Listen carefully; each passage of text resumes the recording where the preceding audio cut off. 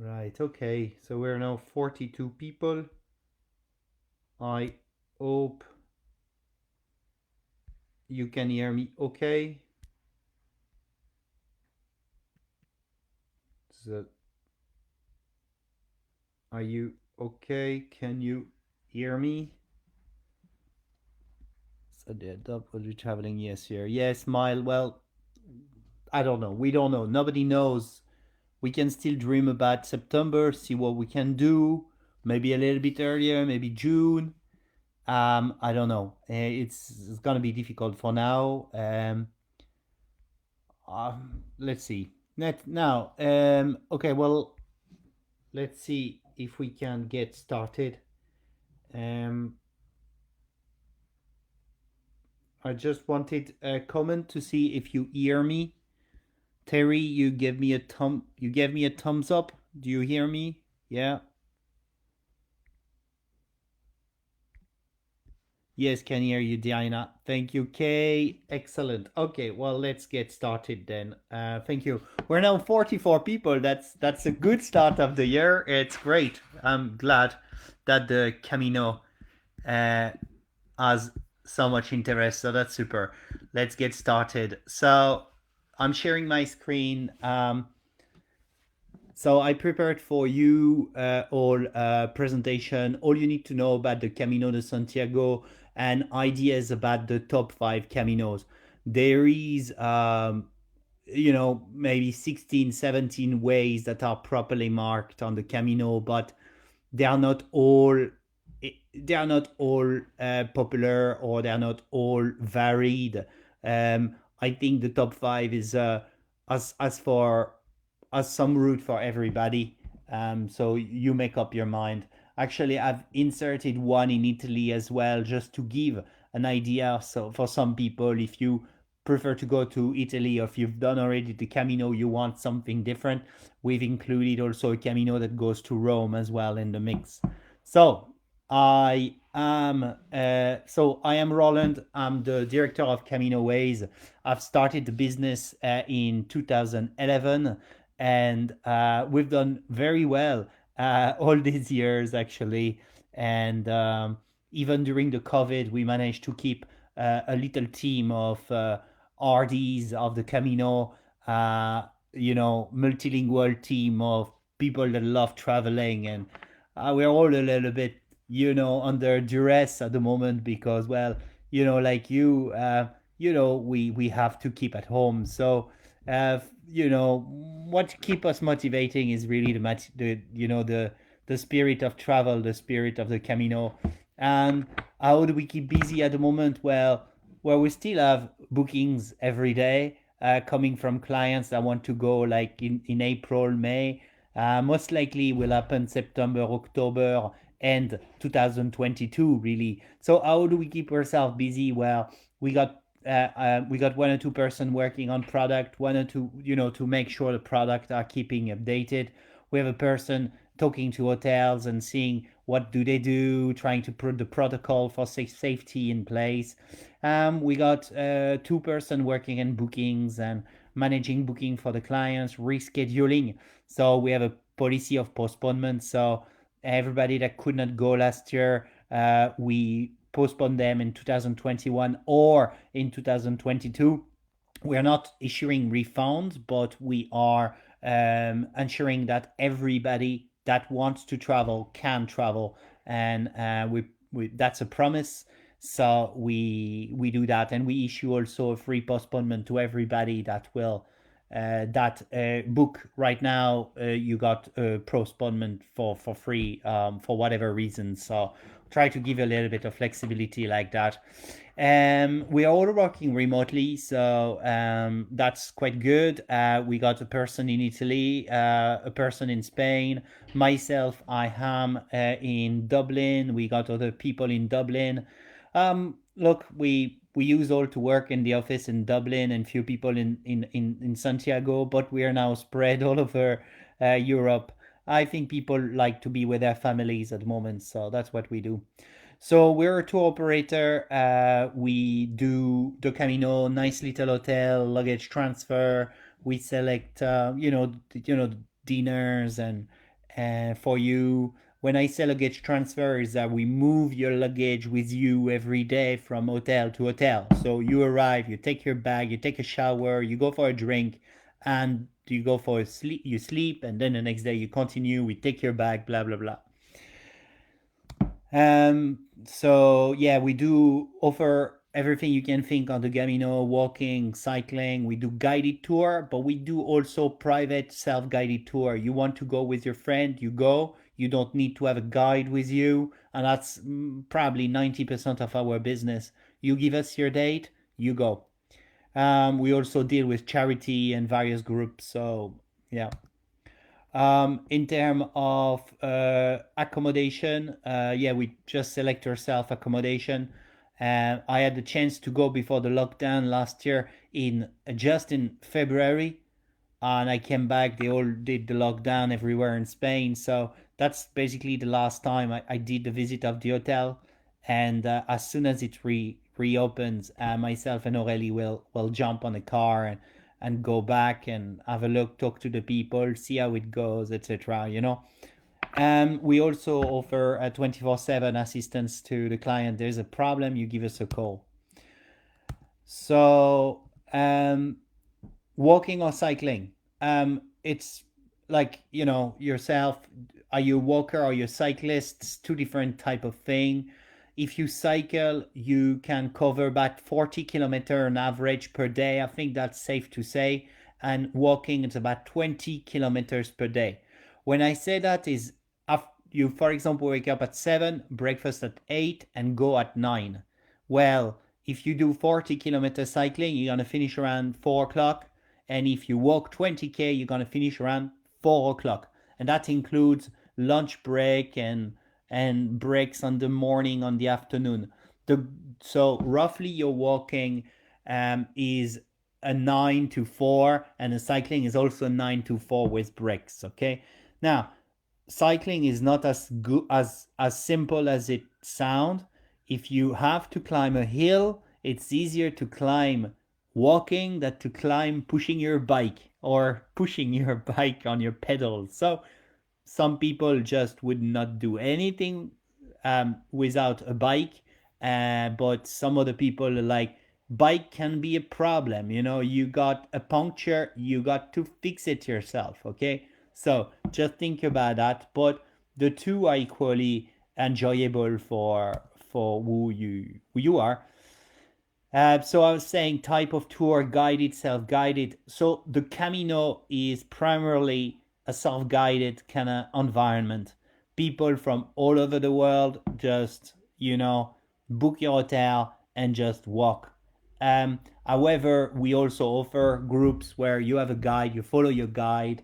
The guide is not necessarily a guide that show you the way, because the Camino is very well marked. We like to say it's virtually impossible to get lost. So your guide is more of a cultural guide, historical guide. Look, we have some tours that are like for solo travelers. So, we have some people that don't necessarily know people that want to go walking. So we have solo travelers tour. We have woman only tours as well. They got very popular these days. And we got foodie tours, all sort of guided that you can think of. For this year, I think we still have another 20 guided tour going from the months of July and August up to the months of November. Best time to go? Well, if you're walking, generally, we walker don't like to walk when it's too hot. So generally, people think about the months of July and August being too hot. So that means the months the most popular is generally spring and autumn. So autumn. So when I say spring, the season really starts in March. It peaks in May, and June is still quite strong.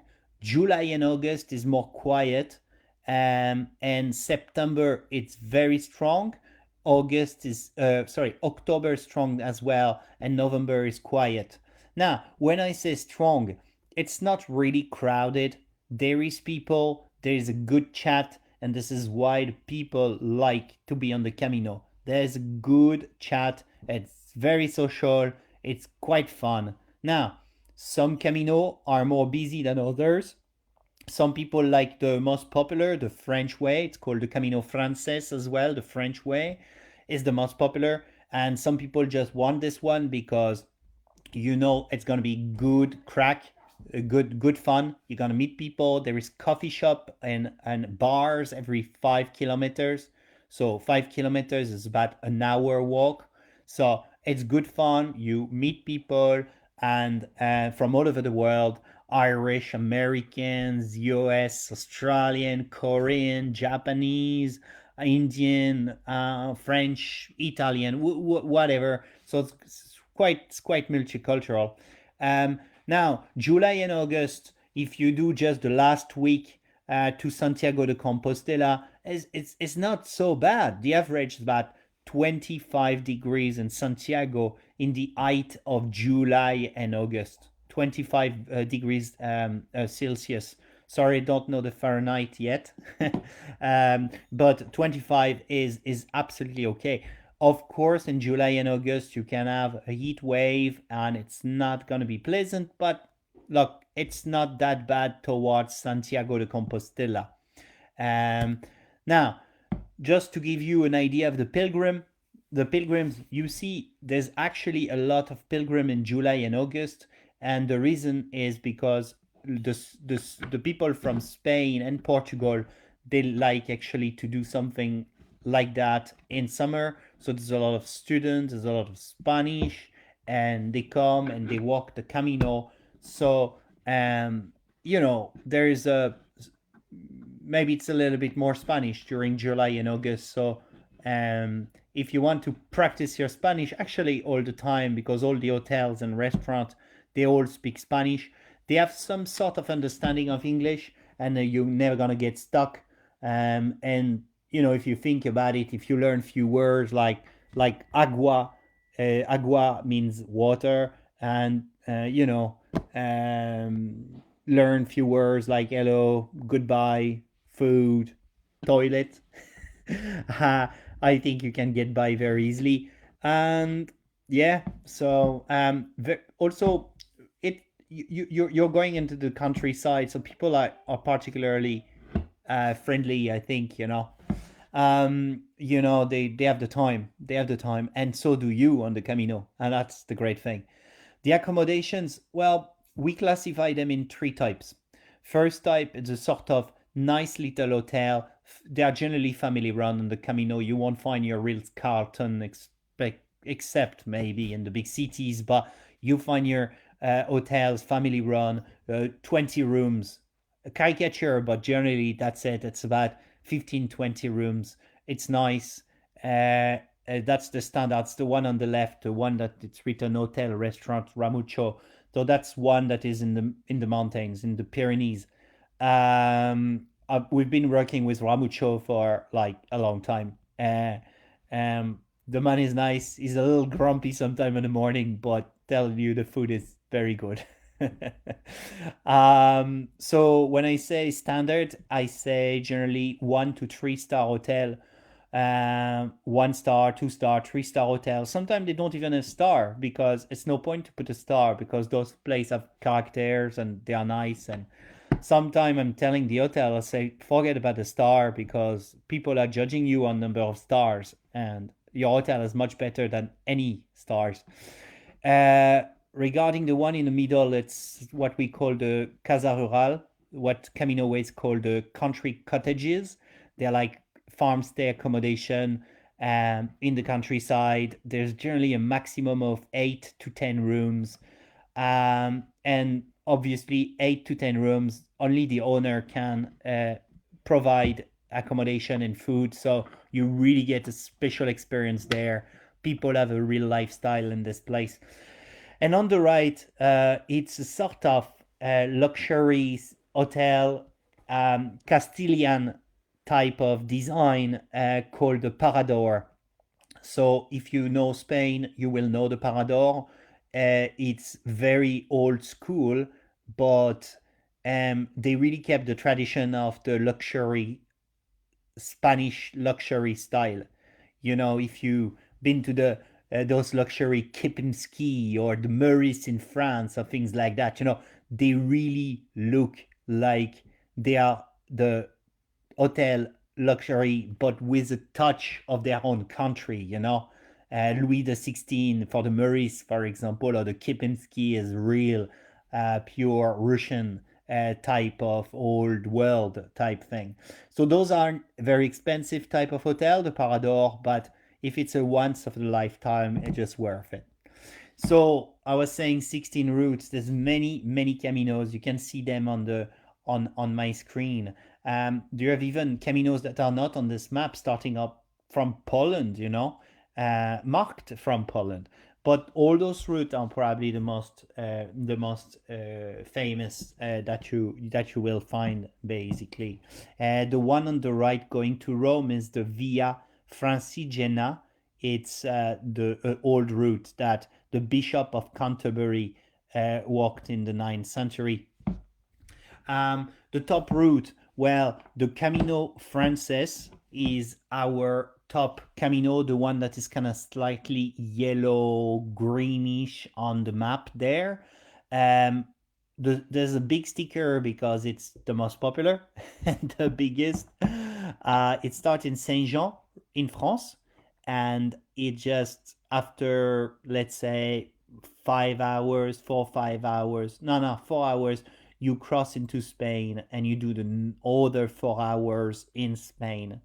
So your Frances start in Spain. It's 30 days to Santiago de Compostela, 30 days walking, 30 35, yeah, and it's about 2 weeks if you do it cycling. It starts by the Pyrenees. You go across the Pyrenees. It's a bit difficult but spectacular. Around Logroño, you got the wine region that called the Rioja, fantastic wine. Burgos as really one of the most beautiful cathedral you can see in all over Europe. It's the city of the seed as well, and you continue towards Leon and then Santiago de Compostela. I'm gonna go back to the Frances later on. The next one on the list is the Camino Portuguese. It's the purple line there. Part of the way is along the coast. It becomes the second most popular of all the Camino. The food is good, the price is right, and you are along the coast. It's super. You got the Norte on the north of the map, follows the coast as well. Fantastic city of San Sebastian, Santander, Bilbao with the Guggenheim. You got Oviedo. It's super nice. The Ingles, just the first 2 days along the coast, it's the English way as well. It's nice. It's just short, just 1 week. And then you got the big one there coming from the south, the Seville one. It's not the most popular. It's quite of it's one where you won't meet too many people, but center of Spain is totally different. It's lovely and it's quite friendly as well. Starting by the Camino Frances, there, um, excuse me, the Camino Frances is the most popular. It's one of the best as well. If you've never done the Camino before, if you've never done any walking holidays or cycling holidays before, if you watch The Way as well with Martin Sheen, this you will recognize the place. Um, so it's a 30 days walk, about 2 weeks cycling. It goes towards the north. It's on the north of Spain. It's really very nice. There's cafes absolutely everywhere, so you don't have to feel that you have to walk um, without stop. You don't even need to get a backpack with food. You can buy food for lunch along the way. There's plenty of accommodation and you can do your 20K a day, but in CaminoWays, we offer as well a lot of split where you can do 10, 15K instead. So for some people, it's better. You know, they take their time. They can just enjoy the afternoon instead of just walking for the full day. So the Camino Frances is, and this one's the most popular. The last 100 kilometers, I wanted to just have a slide on it. Galicia is a very different place in Spain. It's like being almost in Ireland or in England in some places. It's hilly, it's green, it's there is water and lakes, there is rivers, and actually people from the south of Spain come to Galicia because it's so green. They love it. Okay, so when people from the north, like me, I'm from the north of France originally. I would love to go to Seville and see the sun and the heat and the beach and everything, While people on the south, they just like to go to Galicia. It's lovely. The last 100 kilometers will take you only 1 week, and you can get your famous certificate. So you arrive in Santiago, you get a sort of diploma that you've done the Camino, and yeah. So that's really one of the highlights. It's very easy to get there. You can fly directly to Santiago. There is an airport. There's flight every day. It's a good one to do, and in a week you can see the magnificent city of Santiago de Compostela. The Portuguese coastal finishes also in Santiago. Well, they all, some do, or start. You will see after. So the Portuguese Camino is an historical trail that has been started in the 10th century by the Queen of Portugal. That particular one, the Portuguese coastal, start in Porto, finish in Santiago. It takes you 2 weeks walking or 1 week cycling. You can start in Bayona midway, and you have only 1 week cycling. 1 week walking from Bayona to Santiago, and it's partially, excuse me, and it's partially along the coast as well. It's very nice. The food is nice. The wine is nice. It's pretty relaxed. If you have 2 weeks walking, then if you have 2 weeks and you want to walk, you can start in Porto. It's such a magnificent city, and the walk along the coast is something special. Okay, right.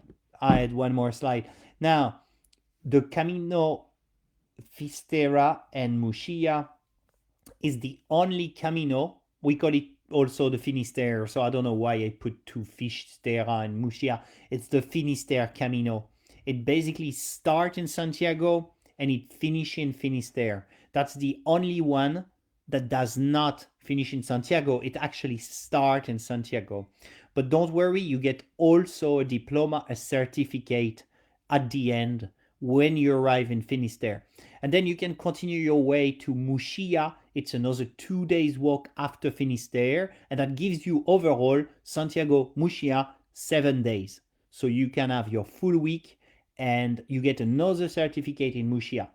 If you've seen and if you remember the end of The Way, the movie with Martin Sheen, this is where he's finishing his pilgrimage, with the ashes of his son.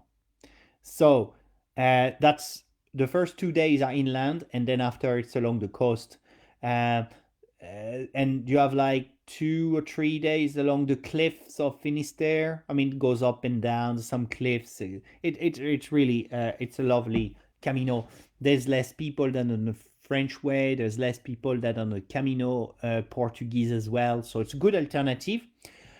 And the good thing is that if you wanted, for example, to do the French way plus the Finisterre, you can continue, or you can do the Portuguese and then you can do the Finisterre after if you want to do an extra week at the end. I wanted to show you as well the Camino del Norte, because to me it's one of the best as well. I mean, along with the one I showed you before, but the Norte, what I like about it, it's not the end. It's the beginning. The beginning is starting Irun here on the map, but really we should have shown San Sebastian. San Sebastian is the gastronomical city of Spain. There is more Michelin star restaurant than in New York. It's just absolutely phenomenal. San Sebastian is just there beside Irún. You know, it's not on the map there, but it's just 20 kilometers from Irún. It passes by Bilbao. Bilbao has a famous Guggenheim. It's a city that's been redone in the 70s and the 80s. It used to be very industrial. It's now really pretty. Lot of nightlife and for everybody. You see the tapas there, the pictures of the tapas. Well, it's a picture has been taken in Bilbao, but all the cafes and bars in that region brings the tapas at the level of food that you don't actually want to sit and eat. You prefer to eat in the tapas bar. It's truly good. The food is delicious as well. So I would say the first 2 weeks along the coast are one of the top route as well, along with the Portuguese and the French way and the Finisterre. There's a good option if you like the Basque culture, or if you've been to Spain and you heard about the Basque region. It's not a bad idea. Now, the last 100 kilometers are not very, very nice of the Camino del Norte. It's not that it's not nice, but the French way last 100 kilometers better, and the Portuguese last 100 kilometer is better than the Camino del Norte last 100. But the beginning is certainly very good. I think that's the last way there. It's the Via Francigena. I wanted to say a word about it because it really gathered momentum over the past 4 or 5 years. It's the pilgrimage to Rome. No need to introduce Rome, I imagine. Absolutely phenomenal city. For me, it's the most beautiful city in the world. After Paris, because I'm French, obviously, but you got some amazing places along the way. Lucca, Siena, San Gimignano with the towers, villages, and the food is surreal. Every day, the food is absolutely fantastic. If you're vegetarian, you will be very happy there. I have no doubts. And if you are a carnivore, you will be also very happy over there. Totally recommended. Um, just finishing on the way, go to CaminoWays.com. You will find all those ways there. Just type a keyword. So go to CaminoWays.com. On the top right, there's a little search box with a little magnifier type thing. Type Portuguese, type French way, type Via Francigena, Finisterre. You'll find the pages. Otherwise, there is the big map on the home page, and under that you have See All the Way, so you can search there. Otherwise, as well, you have the top 5 on our home page. So go under the map, you will see the top 5, and you will recognize some of those ways. Now, a quick word on Jacobeo 2021. It was meant to be a very big year. It's 11 years that the 25th of July did not fall on a Sunday. So this year, the 25th of July falls on a Sunday, and they're going to open a special gate in the cathedral. There will be magnificent procession. I don't know, but this is the plan, and it's going to be absolutely a great place to be. Also, you can get your plenary indulgence if you walk the Camino in 2021. If you've never heard about the plenary indulgence, Google plenary indulgence, and you will see that it's one of the best fast track you can get in your life. Now, that's for the Jacobeo. What to pack? Well, it depends. If you okay, so if you have your luggage transfer, you can travel light and just get a just light backpack with a bit of food, maybe, a bottle of water, sun cream, hat, a little waterproof jacket in case there's a shower, camera, all of that. So that's it. If you carry everything, if you want to carry everything every day, and if you want to stay in the sort of albergue, they're sort of hostel along the way that you cannot book them. You first come first serve. Then you're gonna have to take a sleeping bag and have enough t-shirt and trousers for a few days. Albergue offer washing machine and you can dry on the spot and everything. Otherwise, we transfer your luggage and you are in a nice hotel with room en suite. So you have the choice. Tips. Yes, we're gonna skip this. The training. Okay, you have to be comfortable to do 20 kilometer over and over. I would say that if you are okay to do 20 kilometer one day and 20 kilometer a second day, you will be fine for the rest of the route. You don't need to train for a week to do 20K every day. I would say if you're able comfortably to do 20K, there's no saying that you can't do it the second day. I think a good night's sleep, you recover a lot the next day. Just make sure that you have good boots and you've tried them already. And remember, there is coffee shop along the way as well. You don't have, it's not like a constant 20 kilometer walk. You can stop after 5 kilometer. We have a fitness guide that you can download. So go to CaminoWays.com, press the search button, or go to directly to the ebook and download. We also have on YouTube sort of a threefold presentation of stretching and preparation. And this is it for this presentation, I think. I'm Roland. You can email me directly on roland@CaminoWays.com, or generally you can send us to our sales team an email to info@CaminoWays.com. Ruben or somebody else will pick it up. We are on Facebook. You know that because you signed up. We are also on Twitter. And surprisingly, there's more people on Twitter, on our Twitter account, since Trump is gone. There is Pinterest and all the rest. So anyway, any questions? Welcome. I have not followed the thread there. Yes, there is a delay. It was cutting a bit, hearing, cutting in and out, cutting. Okay, missing a lot. Okay, so what I'm gonna do is, if there's no questions, I will post that and I will test the stream. I will save it and I will post it. So if it was cutting where you are, I will post that on the Facebook page right now, and you will be able to pick it up where you could not follow. So I thank you all for being here, and I will be doing the presentation next month, so towards the end of the month after the newsletter, with Ruben, our sales manager.